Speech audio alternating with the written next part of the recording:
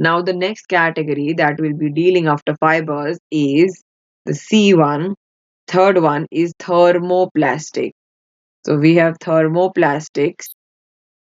Now in thermoplastics, what happens is that they are the linear or slightly branched long chain molecules which are capable of repeatedly softening on heating and hardening on cooling. So when you heat them, they become soft, and when you cool them, they come back to their original position, or they can you can say that they start to become hard again.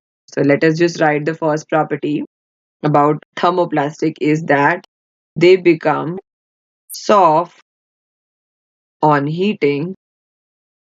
So they're becoming soft on heating, and they regain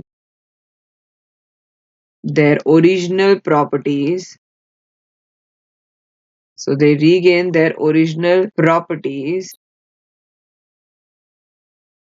That is, the original properties being they become hard again. So they become hard on cooling. So when you cool them, they come back to their original positions, or they show the original properties again. Now, what happens is a common example of thermoplastic, if you can observe, is the toothbrush. If you take a toothbrush and you put it in warm water, it becomes soft. And when you take it outside and it remains out for a long time, it regains its original properties, that it becomes hard again on cooling. Now, this process is repeated many times. Okay, so we can just say that this process of heating and cooling is repeated many times.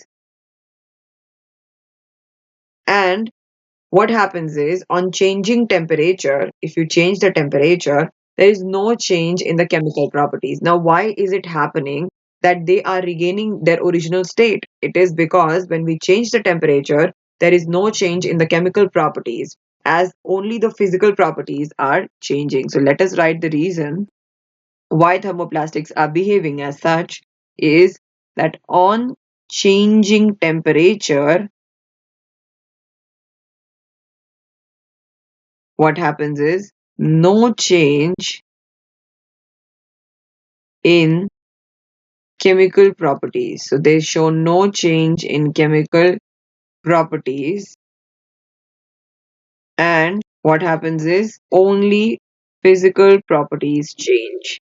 And that is why they behave as thermoplastics. So only physical properties change. All right. So we have seen thermoplastics, that is, they become soft on heating and hard on cooling. Then next is that process is repeated many times on changing temperature, no change in chemical properties, and only physical properties are the ones which are changing.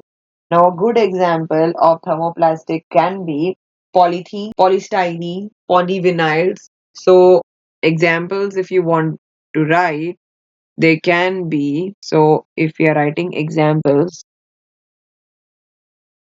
polythene, which you have already done.